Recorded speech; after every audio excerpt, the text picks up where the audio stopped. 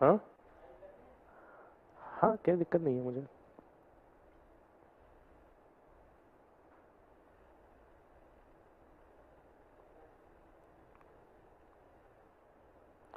Hello students, आज हम discussion करेंगे भारतीय संविधान की प्रस्तावना पर, preamble of the Indian constitution. तो preamble of the Indian constitution को philosophy of the Indian constitution कहा जाता है। तो प्रस्तावना पर बढ़ने से पहले हम ये चर्चा कर लेते हैं कि संविधान क्या है, व्हाट इज द कॉन्स्टिट्यूशन। संविधान क्या होता है? तो संविधान की जो कॉन्स्टिट्यूशन की बेसिक डेफिनेशन है वो होती है कि constitution is a document of rules and laws. संविधान नियमों और कानूनों का दस्तावेज होता है। तो क्या है कि संविधान एक नियमों और कानूनों का दस्तावेज है, document of rules and laws है, जिससे कि हमारे देश का पूरा देश की शासन व्यवस्था चलती है। हमारे देश की शासन व्यवस्था को कैसे चलाना है वो हमारा संविधान क्या करता है, निर्धारित करता है। तो हम ये कह सकते हैं कि हमारा संविधान क्या है, हम ये कह सकते हैं कि हमारा संविधान एक किताब है, एक दस्तावेज है, एक डॉक्यूमेंट है। और उस डॉक्यूमेंट में ये लिखा है कि हमारे देश की शासन प्रणाली, हमारे देश का जो पॉलिटिकल सिस्टम है वो पॉलिटिकल सिस्टम कैसे रन होगा। ये बात कहाँ लिखी है? संविधान में लिखी है। कुल मिलाकर हमारा संविधान क्या है? हमारा संविधान एक किताब है। अब हमारे संविधान एक जो कि दस्तावेज है, एक जो किताब है, उसका प्रस्तावना से क्या संबंध है? तो इसके लिए एक छोटा सा उदाहरण, पहले एग्जाम्पल से हम समझते हैं कि प्रस्तावना का क्या सिग्निफिकेंस है, प्रस्तावना का क्या रोल है, प्रस्तावना का क्या महत्व है हमारे संविधान में। इस बात को समझने के लिए मैं एक छोटा सा उदाहरण आपको देता हूं। मान लीजिए कि आप मार्केट जाते हैं, बाजार जाते हैं कोई पुस्तक खरीदने के लिए। मान लीजिए कि मैंने आपसे कहा कि आप बाजार जाइए और पंडित जवाहरलाल नेहरू की लिखी हुई किताब डिस्कवरी ऑफ इंडिया, भारत की खोज को खरीद के आपको लाना है। मैंने कहा कि मैंने ये किताब पहले कभी पढ़ी नहीं है और आपको वो किताब वहीं देखना है कि अच्छी है या बुरी है। उस किताब को आप खरीद के मेरे लिए लाइए, भारत की खोज। तो मान लीजिए कि आप या मैं उस किताब को खरीदने मार्केट जाते हैं। मैंने इससे पहले उस किताब के बारे में ज्यादा नहीं जाना है और ज्यादा नहीं पढ़ा है। अब मैं मार्केट जाता हूं, मैं उस किताब को उठाता हूं। कौन सी किताब? पंडित जवाहरलाल नेहरू द्वारा लिखी गई किताब भारत की खोज को उठाता हूं और मैं उस किताब को, अब मान लो किताब 600 पेज की है, 700 पेजेस की बुक है, 700 पेजेस की बुक है। अब मैं उस किताब को वहां दुकान पर बैठकर तो पढ़ नहीं सकता हूं पूरा। अब मेरे पास केवल एक ही विकल्प बचता है कि उस किताब को समझने के लिए उस किताब में जो आरंभिक 2-3 पेज होते हैं, जैसे हम प्रीफेस कहते हैं, जैसे भूमिका कहते हैं, जैसे प्रस्तावना कहते हैं, जैसे उद्देशिका कहते हैं, या प्रियम्बल कहते हैं, इंट्रोडक्शन कहते हैं, उन 3-4 पेजेस की मैं स्टडी करूं और उन 3-4 पेजेस की स्टडी करके मैं ये समझ पाऊं कि उस किताब में क्या लिखा है। देखिए, कोई भी किताब हो, चाहे वो भारत की खोज हो या महात्मा गांधी की आत्मकथा है कि सत्य के साथ मेरे प्रयोग, कोई भी किताब जो होती है उस किताब में उसके आरंभिक 2-3 पेज जो होते हैं वो हमें उस किताब के बारे में बताते हैं। तो ये बात मैंने उदाहरण क्यों दिया? क्योंकि जैसे हम भारत की खोज पुस्तक जो कि 600-700 पेज की थी उसको समझने के लिए हम उसके प्रीफेस को पढ़ रहे हैं, उसकी भूमिका के लिखे 2-3 पेज को पढ़ रहे हैं और उन आधारों पर हम ये समझ पा रहे हैं कि उस किताब में क्या लिखा हुआ है। ठीक जैसे कि मैंने कहा कि हमारा संविधान क्या है, हमारा संविधान भी एक किताब है और हमारे संविधान भी कई पेज का लिखा है। उसमें बहुत 395 अनुच्छेद हैं, उसमें 22 अध्याय हैं, ठीक है, उसमें 12 अनुसूचियां हैं। तो इतने बड़े संविधान को हम कैसे समझें? संविधान जो कि एक किताब है और उसमें इतने सारे आर्टिकल्स लिखे हुए हैं, उस संविधान को हम कैसे समझें? तो जैसे मैंने आपको उदाहरण दिया कि पंडित नेहरू की लिखी भारत की खोज किताब को समझने के लिए हम उसके आरंभिक 2-3 पेज, जिसे हम प्रस्तावना कहते हैं, उसको पढ़ेंगे। ठीक उसी प्रकार हम भारत के संविधान को समझने के लिए किसको पढ़ सकते हैं? भारत के संविधान की प्रस्तावना को पढ़ सकते हैं। ठीक है, तो इसका मतलब हमने क्या समझा कि प्रस्तावना हमें यह बताती है कि भारत के संविधान में क्या क्या लिखा है। प्रस्तावना, प्रियम्बल, हमें यह बताती है कि भारत के संविधान में क्या क्या लिखा है और भारत की शासन प्रणाली जो है वो संविधान के अनुसार कैसे चलेगी। ठीक है, तो इसका मतलब है, जो उदाहरण हमने समझा उस उदाहरण से हमने क्या देखा कि प्रस्तावना हमें संविधान का संक्षिप्त विवरण देती है, ब्रीफ इंट्रोडक्शन देती है ऑफ आवर कॉन्स्टिट्यूशन। प्रियम्बल क्या हमें देती है? प्रियम्बल हमें देती है brief introduction of our constitution. प्रस्तावना हमें हमारे संविधान का ब्रीफ क्या देती है? एक विवरण देती है उसका। तो हम प्रस्तावना के माध्यम से, आज हम प्रस्तावना, चूंकि हम चर्चा कर रहे हैं प्रियम्बल पर, प्रस्तावना पर, तो हम यही देखेंगे कि कैसे प्रस्तावना हमें संविधान के बारे में बताती है। तो प्रस्तावना को समझने के लिए हम इसको 3 पॉइंट्स में समझेंगे। ठीक है, प्रस्तावना को समझने के लिए हम 3 पॉइंट में इसमें देखेंगे। सबसे पहले हम समझेंगे कि हमारा सोर्स ऑफ कॉन्स्टिट्यूशन क्या है।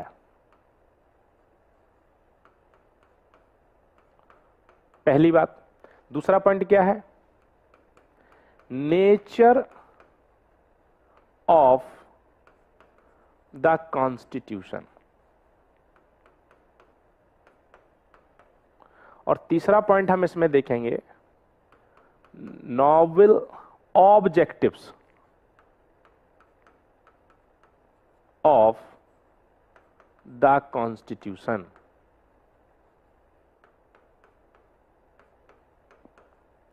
तो पूरी प्रस्तावना को हम इन 3 पॉइंट्स में समझेंगे और इन्हीं 3 पॉइंट्स के माध्यम से हम ये भी समझने का प्रयास करेंगे कि प्रस्तावना हमें संविधान के बारे में क्या बताती है। ठीक है, तो प्रस्तावना एक पेज में लिखी गई है। जब आप संविधान पढ़ते हैं तो संविधान की जब प्रस्तावना को पढ़ेंगे तो केवल एक पेज में प्रस्तावना लिखी गई है।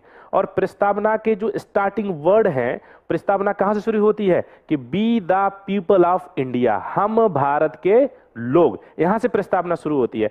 तो प्रस्तावना के जो स्टार्टिंग वर्ड हैं वो क्या हैं? B the people of India. इसका मतलब है, मतलब कि हम, हिंदी में हम भारत के लोग। प्रस्तावना शुरू कहां से हो रही है? किन वर्ड से हो रही है? किन वर्ड से हो रही है? किन शब्दों से हो रही है? हम भारत के लोग, we the people of India. इसका मतलब है प्रस्तावना हमें यह बता रही है कि हम भारत के लोगों ने क्या किया है? हम भारत के लोगों ने, B the people of India ने क्या बनाया है? अपना संविधान बनाया है। अर्थात मीनिंग क्या है कि हमारे कॉन्स्टिट्यूशन का सोर्स क्या है? तो प्रेम्बल हमें यह बता रही है कि हमारे कॉन्स्टिट्यूशन का सोर्स है हम भारत के लोग, we the people of India. तो preamble tells us about the source of the Indian constitution. Preamble प्रस्तावना हमें भारतीय संविधान के स्रोत के बारे में बताती है। मतलब कि बताती है कि who are the makers of the Indian constitution, Bharat के संविधान के निर्माता कौन है? तो प्रेम्बल हमें यह बात बताती है कि people of the India are the makers of the Indian constitution. Bharat के लोग भारत के संविधान के निर्माता हैं। यह बात हमें कौन बताती है? प्रस्तावना ये बात हमें बताती है। समझे? तो प्रस्तावना का क्या महत्व है? What is the significance of our preamble? हमारे प्रस्तावना का क्या महत्व है? पहला महत्व हमारी प्रस्तावना का यह है, और प्रस्तावना पढ़कर हम ये समझ सकते हैं कि भारत के लोगों ने भारत के संविधान का निर्माण किया है। प्रस्तावना पढ़कर हम ये समझ सकते हैं कि भारत के लोग ही वह है, वह शक्ति है, वह पावर है जिन्होंने भारत के संविधान का निर्माण किया है। तो प्रस्तावना का यही महत्व है, पहला महत्व, पहला इंपोर्टेंस क्या है, सिग्निफिकेंस क्या है प्रेम्बल का? पहला है कि प्रेम्बल हमें बताती है कि भारत के संविधान के निर्माता भारत के लोग हैं। मतलब भारत का जो पॉलिटिकल स्ट्रक्चर है, भारत की जो राजनीतिक संरचना है, या भारत का जो संविधान है, उसके निर्माता भारत के लोग हैं। अर्थात भारत के लोग ही सबसे शक्तिशाली लोग हैं। अब आपसे एक सवाल पूछता है अक्सर एग्जाम में, आपसे ऑब्जेक्टिव एग्जाम में सवाल कैसे पूछता है कि भारत की संप्रभु शक्ति, सॉवरेन पावर किस में वेस्टेड है, किस में निहित है? तो कहेंगे भारत के लोगों में निहित है। और ये बात हमें कौन बता रही है? यह बात हमें भारत की प्रस्तावना बता रही है। आपसे ये भी सवाल पूछ सकते हैं कि भारत में संविधान का निर्माण किसने किया? भारत के लोगों द्वारा किया गया, भारत की संविधान सभा द्वारा किया गया, ब्रिटिश सरकार द्वारा किया गया, ऐसे आपको क्या कर सकते हैं, विकल्प दे सकते हैं। तो इसमें आंसर होगा भारत के लोगों द्वारा किया गया, क्योंकि प्रस्तावना हमें बता रही है कि भारत के संविधान के निर्माता, makers of the Indian constitution कौन है? पीपल ऑफ द इंडिया है, भारत के लोग हैं। तो एक बात प्रस्तावना से हमें यह समझ आती है। अब एक प्रश्न यहां आता है, एक क्वेश्चन यहां यह आता है कि हम भारत के लोगों ने जो संविधान बनाया, हम भारत के लोगों ने जो संविधान बनाया, वो संविधान कैसा है? वो संविधान कैसा है? वो संविधान जो बनाया, उस संविधान की प्रकृति कैसी है? उस संविधान का नेचर कैसा है? ये सवाल यहां आता है। तो अब इसके बारे में हमें कौन बताएगा कि भारत की राजनीतिक व्यवस्था कैसी है? इस बारे में हमें कौन बताएगा कि भारत के संविधान की प्रकृति कैसी है? इस बारे में भी हमें कौन बताता है? इस बारे में भी हमें प्रस्तावना बताती है। तो पहली बात समझो ध्यान से, प्रस्तावना क्या कहती है? preamble of the Indian Constitution tells us about the source of the Indian Constitution. preambles क्या कहती है कि source of the Indian Constitution is people are people of the India, Bharat के लोग हैं। दूसरी बात है कि हम भारत के लोगों ने जो एक संविधान बनाया तो उस संविधान की प्रकृति, उस संविधान की प्रकृति, नेचर कैसा है, ये बात हमें कहां से पता चलती है? ये बात भी हमें संविधान से ही पता चलती है, संविधान की प्रस्तावना से पता चलती है। क्योंकि जब आप प्रस्तावना को पढ़ते हैं तो प्रस्तावना लिखा है कि हम भारत के लोग, we the people of India, Bharat को एक संपूर्ण प्रभुत्व संपन्न, संपूर्ण सॉवरेन, संपूर्ण प्रभुत्व संपन्न, समझे, प्रभुत्व संपन्न, समाजवादी, सोशलिस्ट, सेकुलर,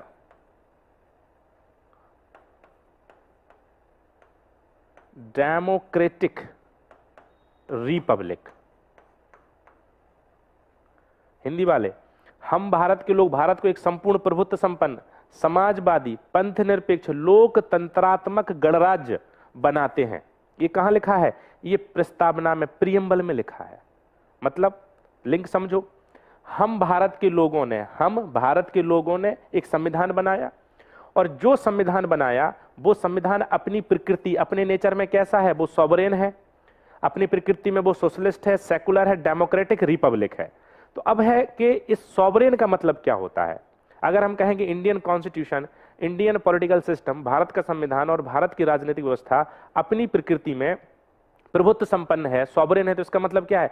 इसका मतलब होता है कि इनर मामलों में और एक्सटर्नल मामलों में, इंटरनल मामलों में और एक्सटर्नल मामलों में डिसीजन मेकिंग पावर जो है वो भारत के लोगों के पास है। इसका सॉवरेन का मतलब होता है। सोशलिस्ट का मतलब क्या होता है?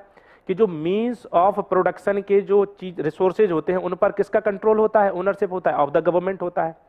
सेकुलर का क्या मतलब होता है? सेकुलरिज्म मतलब का separation between state and politics और रिलीजन, मतलब कि पंथ और राजनीति के बीच पृथक्करण होना चाहिए। जैसे भारत की सरकार का अपना कोई धर्म नहीं है, भारत के जो लोग हैं उनके अपने अपने धर्म हैं, लेकिन भारत की सरकार कैसी है? सेकुलर है। भारत का कोई स्टेट रिलीजन नहीं है, राज धर्म नहीं है। ये सेकुलर का मतलब होता है। डेमोक्रेटिक, जनतंत्र, लोकतंत्र, जनता का शासन। हमारा शासन कैसे चलता है कि हम भारत के लोग अपने प्रतिनिधि चुनते हैं, वो प्रतिनिधि जाके हमारे लिए कानून बनाते हैं। तो जनतंत्र का यही मतलब होता है। अब है रिपब्लिक का मतलब क्या होता है? कि भारत का जो राष्ट्र प्रमुख है, हेड ऑफ द नेशन है, वो कौन है? प्रेसिडेंट है, राष्ट्रपति। राष्ट्रपति इनडायरेक्टली भारत के लोगों द्वारा चुना जाता है, तो उसको हम रिपब्लिक बोलते हैं। ठीक है, तो ये हमने उसके टर्म के अर्थ समझ लिए कि इनका मीनिंग, इनका मानी क्या होता है, इनका अर्थ क्या होता है। ठीक है, तो हम भारत के लोगों ने क्या किया? एक संविधान बनाया, और जो संविधान अपनी प्रकृति में कैसा है? सॉवरेन है, सोशलिस्ट है, सेकुलर है और डेमोक्रेटिक रिपब्लिक है। हम भारत, अब देखिए एक नया क्वेश्चन यहां आता है, एक नया सवाल यहां आता है कि हम भारत के लोगों ने, थोड़ा ध्यान दीजिए, हम भारत के लोगों ने एक संविधान बनाया, जो संविधान अपनी प्रकृति में कैसा है? सॉवरेन है, सोशलिस्ट है, सेकुलर है, डेमोक्रेटिक रिपब्लिक है। तो अब सवाल यह है कि हम भारत के लोगों ने एक जो संविधान बनाया जो कि ऐसा है, तो ये संविधान क्यों बनाया? हम संविधान क्यों बनाना चाहते थे? हमने जो संविधान बनाया वो संविधान क्या करना चाहता है? वह संविधान किन उद्देश्यों को प्राप्त करना चाहता है? किन उद्देश्यों को, उद्देश्य, किन उद्देश्यों को प्राप्त करना चाहता है वह संविधान? समझ रहे हैं आप? हम भारत के लोगों ने जो एक संविधान बनाया, हम भारत के लोगों ने जो एक संविधान बनाया, हम भारत के लोगों ने जो एक संविधान बनाया, तो उस संविधान का उद्देश्य क्या है? ऑब्जेक्टिव्स क्या है? ये बात भी हमें कौन बताता है? ये बात भी हमें हमारे संविधान की प्रस्तावना बताती है। जब हम प्रस्तावना को आगे पढ़ते हैं और आगे बढ़ते हैं तो हम कहते हैं कि हम भारत के लोगों ने एक संविधान बनाया और ये संविधान हमारा कैसा होगा? ऐसा होगा। तो अब प्रस्तावना कहती है कि इसके हमारे संविधान के उद्देश्य क्या है, ऑब्जेक्टिव्स क्या है? तो कहते हैं सबसे पहला ऑब्जेक्टिव है हमारा जस्टिस। हमें किसको पाना है? न्याय को पाना है हमें। फिर किसको पाना है? हमें फ्रीडम को पाना है। फिर किसको पाना है? हमें इक्वालिटी को पाना है। फिर किसको पाना है? हमें dignity of individual. Dignity of individual, और किसको पाना है? फ्रेटर्निटी को, ठीक है, फ्रेटर्निटी को पाना है। और किसको पाना है? इंटीग्रिटी, यूनिटी, यूनिटी, ठीक है, unity and integrity of nation, ठीक है, समझ रहे हैं? हम भारत के लोगों ने भारत का जो एक संविधान बनाया है वो अपनी प्रकृति में ऐसा है, कैसा है? सॉवरेन है, सोशलिस्ट है, सेकुलर है, डेमोक्रेटिक, रिपब्लिक है। तो हमारे संविधान का उद्देश्य क्या है? हमारा संविधान किन चीजों को पाना चाहता है? हमारा संविधान को क्या स्थापित करना है, क्या इंश्योर करना है? जस्टिस करना है। कितने टाइप का जस्टिस करना है? 3 तरह का जस्टिस करना है, सोशल, इकोनॉमिक, पॉलिटिकल, सामाजिक, आर्थिक, राजनीतिक न्याय स्थापित करना है, स्वतंत्रता स्थापित करनी है, फ्रीडम, आजादी। कैसी आजादी स्थापित करनी है? थॉट की आजादी स्थापित करनी है, एक्सप्रेशन की आजादी स्थापित करनी है, विचार की आजादी स्थापित करनी है, अभिव्यक्ति की आजादी स्थापित करनी है, विश्वास, बिलीफ की आजादी स्थापित करनी है, वर्शिप की आजादी, उपासना की आजादी स्थापित करनी है, और किसकी आजादी करनी है? रिलीजन, धर्म की आजादी करनी है। मतलब कि जस्टिस कितने तरीके के हैं? 3 प्रकार के न्याय की बात की गई है। और आजादी कितने तरीके की है? 5 प्रकार की। न्याय कौन कौन सा? सामाजिक, आर्थिक और राजनीतिक, ठीक है, सोशल है, इकोनॉमिक है और पॉलिटिकल है। फ्रीडम कितने प्रकार की? 5 प्रकार की। विचार, अभिव्यक्ति, विश्वास, धर्म और उपासना, 5 प्रकार की। थॉट है, एक्सप्रेशन है, बिलीफ है, रिलीजन है और वर्शिप है। अब एक इक्वालिटी कितने तरीके की? इक्वालिटी 2 तरीके की, अवसर और प्रतिष्ठा की समानता, अपॉर्चुनिटी और स्टेटस का क्या इक्वालिटी को इंश्योर करना है। तो देखिए, ये सवाल आपसे ऑब्जेक्टिव बना के कैसे पूछते हैं कि भारत के संविधान की प्रस्तावना में कितने प्रकार के जस्टिस की बात की गई है? दे देगा 1 2 3 4। कहेगा भारत के संविधान में कितने प्रकार के फ्रीडम, आजादी की बात की गई है प्रस्तावना में? दे देगा 2 3 4 5। तो आपको ये चीज है, कितने प्रकार की समानता की बात की गई है प्रस्तावना में? तो कहेगा 2 प्रकार की समानता, ठीक है। तो हमारे संविधान को क्या स्थापित करना है? न्याय करना है, सामाजिक, आर्थिक, राजनीतिक न्याय, स्वतंत्रता स्थापित करनी है, 5 प्रकार की, विचार, अभिव्यक्ति, विश्वास, धर्म और उपासना, 2 प्रकार की समानता स्थापित करनी है, अवसर और प्रतिष्ठा की समानता, ठीक है। और क्या करना है? व्यक्ति की गरिमा। व्यक्ति की गरिमा क्या है? कि सभी लोग धर्म, जाति से अलग अलग नहीं होंगे, धर्म, जाति के आधार पर व्यक्ति से भेदभाव नहीं किया जाएगा। व्यक्ति की गरिमा क्या है? ऐसा नहीं हो सकता है कोई व्यक्ति नीचे बैठा हुआ है, कोई व्यक्ति ऊपर बैठा हुआ है, समझ रहे? तो व्यक्ति की गरिमा को भी स्थापित करना है। फ्रेटर्निटी क्या करना है? भाईचारे को भी स्थापित करना है, भाईचारे को भी स्थापित करना है। भाईचारा क्या है? कि सभी लोग मिलजुल कर रहे हैं, धर्म, जाति से परे होकर क्या करें? एक साथ मिलजुल कर सभी लोग रह रहे हैं, तो ये फ्रेटर्निटी कहला रही है, समझ रहे हैं? और क्या करना है? संविधान को, हमारे राजनीतिक व्यवस्था को क्या करना है? देश की एकता और अखंडता को सुनिश्चित करना है। तो ये क्या है? उद्देश्य हैं। किसके उद्देश्य हैं? हमारे संविधान के उद्देश्य हैं। अब सवाल ये है, क्वेश्चन ये है कि justice, freedom, equality, dignity of individual और fraternity, unity and integrity of nation, इन सब ऑब्जेक्टिव्स में से, इन सभी उद्देश्यों में से सबसे महत्वपूर्ण उद्देश्य क्या होता है? कितने उद्देश्य हैं? 1 2 3 4 5 6। जो 6 उद्देश्य जो कि हमारी प्रस्तावना में लिखे हुए हैं, इन उद्देश्यों में से सबसे महत्वपूर्ण उद्देश्य क्या है? न्याय है, स्वतंत्रता है, समानता है, व्यक्ति की गरिमा है, बंधुता है, या राष्ट्र की एकता और अखंडता है। तो इन सभी उद्देश्यों में से, इन सभी उद्देश्यों में से सबसे महत्वपूर्ण उद्देश्य क्या है? बिल्कुल यही उद्देश्य है सबसे महत्वपूर्ण। सबसे महत्वपूर्ण उद्देश्य क्या है? ये राष्ट्र की एकता और अखंडता। क्योंकि अगर राष्ट्र की एकता और अखंडता रहेगी, अगर unity and integrity of the nation रहेगी, तो ही तो स्वतंत्रता रहेगी, तभी तो समानता रहेगी, तभी व्यक्ति की गरिमा रहेगी, तभी तो बंधुता रहेगी, और तभी क्या रहेगा? न्याय भी सुनिश्चित हो पाएगा। इसलिए कहा जाता है कि the upper most vision of our constitution makers was to ensure unity and integrity of the nation.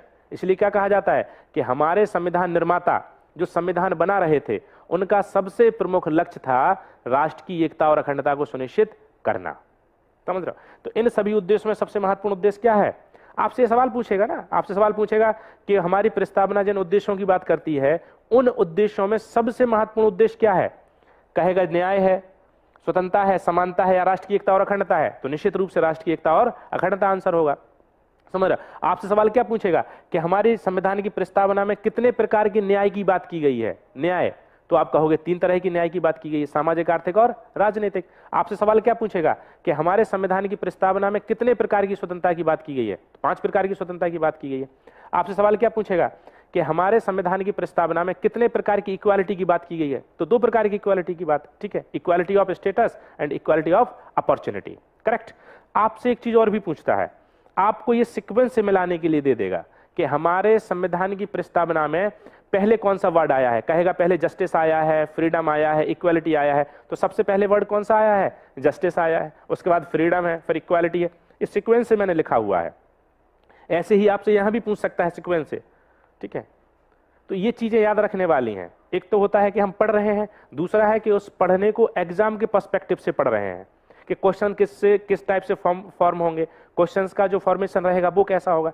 तो आपसे ये पूछ सकता है कि न्याय कितने प्रकार का है, स्वतंत्रता कितने प्रकार की है, और इन सभी उद्देश्यों में सबसे महत्वपूर्ण उद्देश्य क्या है, एक बात। दूसरा है कि आपसे ये पूछ सकता है कि हमारे संविधान की प्रस्तावना में, प्रीएम्बल ऑफ द कॉन्स्टिट्यूशन में, जो भारत की पॉलिटिकल सिस्टम या भारत के संविधान का जो नेचर है वो किस टाइप का नेचर है। तो लिख देगा उसमें सॉवरेन है, सोशलिस्ट है, सेकुलर है, और लिख देगा फेडरल है।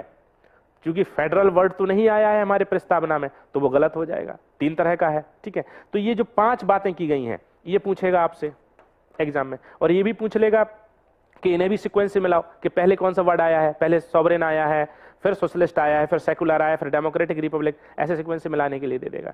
तो ये सब क्वेश्चंस जो हैं इस चैप्टर से बहुत बनते हैं आपके, ठीक है, और बनने के चांस भी हैं, समझ रहे। तो देखो हमने पढ़ा कि प्रस्तावना हमें क्या बता रही है, भारतीय संविधान की प्रस्तावना हमें क्या बता रही है। संविधान की प्रस्तावना सबसे पहले हमें बता रही है कि हमारे संविधान का सोर्स क्या है, हमारे संविधान का स्रोत क्या है, हमारे संविधान का निर्माण किसने किया है। तो प्रस्तावना कह रही है कि हम भारत के लोगों ने भारत के संविधान का निर्माण किया है। दूसरी बात है कि हम भारत के लोगों ने जिस संविधान का निर्माण किया है उस संविधान की प्रकृति, उस संविधान का नेचर कैसा है। तो प्रस्तावना हमें बता रही है कि उस संविधान, हमारा संविधान कैसा है, सॉवरेन है, सोशलिस्ट है, सेकुलर है, डेमोक्रेटिक रिपब्लिक है। अब बात है कि हम भारत के लोगों ने जो एक संविधान बनाया जो अपनी प्रकृति में इस टाइप का है, इस प्रकार का है, उस संविधान के उद्देश्य क्या है, ऑब्जेक्टिव्स क्या है, वो संविधान क्या करना चाहता है, किन लक्ष्यों और उद्देश्यों को पाना चाहता है। तो प्रस्तावना कहती है कि वो संविधान क्या करना चाहता है, न्याय को स्थापित करना चाहता है, स्वतंत्रता को स्थापित करना चाहता है, समानता को स्थापित करना चाहता है, व्यक्ति की गरिमा को स्थापित करना चाहता है, बंधुता को स्थापित करना चाहता है, और राष्ट्र की एकता और अखंडता को स्थापित करना चाहता है, ठीक है। तो ये प्रस्तावना हमें ये वाली बातें बताती है। तो अब प्रस्तावना हमें क्या बता रही है, प्रस्तावना हमें बता रही है कि हमारा संविधान एक तो भारत के लोगों ने बनाया है, दूसरा है कि उसकी प्रकृति ऐसी और इसके उद्देश्य ऐसे हैं। तो प्रस्तावना हमें हमारे संविधान का संक्षिप्त विवरण देती है, समझ रहे हो आप, संक्षिप्त विवरण देती है, उसका संक्षिप्त रूप से बताती है कि हमारा संविधान कैसा है और हमारे संविधान के क्या कार्य है। प्रस्तावना बताती है कि हमारा संविधान ऐसा है और हमारे संविधान के ये वाले कार्य हैं, फंक्शंस हैं, ये करना है संविधान को। प्रस्तावना हमें क्या बताती है कि हमारे संविधान का स्रोत क्या है। तो ये महत्व है प्रस्तावना का, सिग्निफिकेंस है प्रस्तावना का, बिकॉज प्रेम्बल क्या करती है, preamble tells us about the source of the constitution, about the nature of the constitution and about the objectives of the constitution. तो ये महत्व है प्रस्तावना का, ठीक है। तो हम बच्चों, हमने आज चर्चा जो की है वो प्रस्तावना पर की है। तो मैं डॉक्टर फैयाज हुसैन आपके साथ भारतीय संविधान और राज्य व्यवस्था, इंडियन कॉन्स्टिट्यूशन एंड पॉलिटी का पूरा चैप्टर कवर करके चलूंगा, लेके चलूंगा, ठीक है। और हम जो पढ़ेंगे तो पढ़ने का हमारा जो मेथड रहेगा वो बहुत फैक्चुअल भी नहीं रहेगा और केवल कंसेप्चुअल भी नहीं रहेगा, मतलब तथ्यों के आधार पर भी नहीं पढ़ेंगे और अवधारणा के आधार पर नहीं पढ़ेंगे, हम दोनों चीजों को एक साथ मिलाकर पढ़ेंगे। जैसे हमने प्रस्तावना को पढ़ा तो ये हमने कंसेप्चुअल बेसिस पर प्रेम्बल को समझा, लेकिन उसमें हमने फैक्ट कैसे इंक्लूड कर लिए। जैसे मैंने आपसे कहा कि आपसे न्याय से पूछेगा, आपसे स्वतंत्रता से पूछेगा, आपसे समानता से पूछेगा। तो पढ़ने की जो स्ट्रेटजी होगी हमारी और मेरी जो पढ़ाने की स्ट्रेटजी होगी आपको भारतीय संविधान और राज्य व्यवस्था, इंडियन कॉन्स्टिट्यूशन एंड पॉलिटी की, वो कैसी होगी, फैक्ट के साथ साथ कंसेप्ट पर भी हम ध्यान देंगे, ठीक है। क्योंकि फैक्ट्स रटने से आप भूल सकते हैं, लेकिन जब एक बार कंसेप्ट क्लैरिटी आ जाएगी, अवधारणा की समझ आप में विकसित हो जाएगी, तो फिर हमें पढ़ना बहुत आसान हो जाएगा और फैक्ट्स आसानी से याद हो जाते हैं। ठीक है, तो हमने जो प्रस्तावना को समझने का प्रयास किया, पहले हमने एक अवधारणा के रूप में समझा, एक कंसेप्ट के रूप में समझा कि प्रस्तावना क्या कहती है, और उसमें हमने बीच बीच में फैक्ट्स को समझ लिया कि आपके एग्जाम्स में कैसे इससे पूछा जाएगा, आपके एग्जाम में कैसे क्वेश्चन जो है वो आपके बनाए जाएंगे। तो पूरे संविधान को, जो चूंकि पूरे संविधान पे लेक्चर मैं ही आपके साथ लूंगा, तो पूरे संविधान को हमारा जो पढ़ने का तरीका होगा वो कैसा होगा, कंसेप्ट के साथ साथ फैक्ट और फैक्ट के साथ साथ कंसेप्ट को पढ़ेंगे। क्योंकि बेटा देखो, दो चीजें होती हैं, एक होता है भारत का संविधान, एक होता है भारत की राज्य व्यवस्था। इंडियन कॉन्स्टिट्यूशन है और इंडियन पॉलिटी है।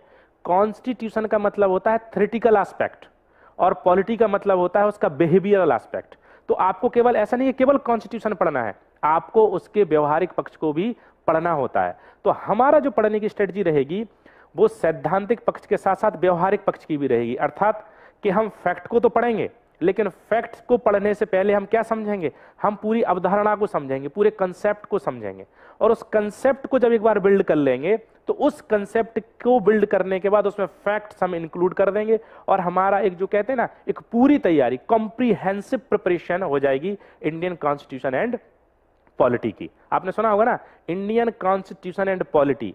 तो ना तो हम केवल कॉन्स्टिट्यूशन पढ़ेंगे, ना केवल पॉलिटी पढ़ेंगे, हम क्या पढ़ेंगे, इंडियन कॉन्स्टिट्यूशन एंड पॉलिटी। इसका सीधा सा मतलब होता है कि हमारे पढ़ने का जो मेथड रहेगा वो इंडियन कॉन्स्टिट्यूशन मतलब फैक्ट, इंडियन पॉलिटी मतलब कंसेप्ट, मतलब फैक्ट और कंसेप्ट दोनों को पढ़ेंगे। मैं पहले कंसेप्ट पर ज्यादा बल दूंगा और फैक्ट्स तो आप अपने आप ही याद कर लोगे जब एक बार कंसेप्ट क्लैरिटी हो जाएगी। तो मैं डॉक्टर फैयाज हुसैन आपके साथ पूरे पॉलिटी को इसी तरीके से लेके चलूंगा। तो आप हमारे साथ जुड़े रहिए, गैलेक्सी के साथ पढ़िए और अपनी सफलता को सुनिश्चित करिए, क्योंकि हमारे पढ़ाने का जो तरीका है वो कंसेप्ट के साथ फैक्ट और एग्जाम ओरिएंटेड है। तो आप हमारे साथ जुड़ें और पढ़ें और अपने उज्जवल भविष्य को सुनिश्चित करिए। धन्यवाद।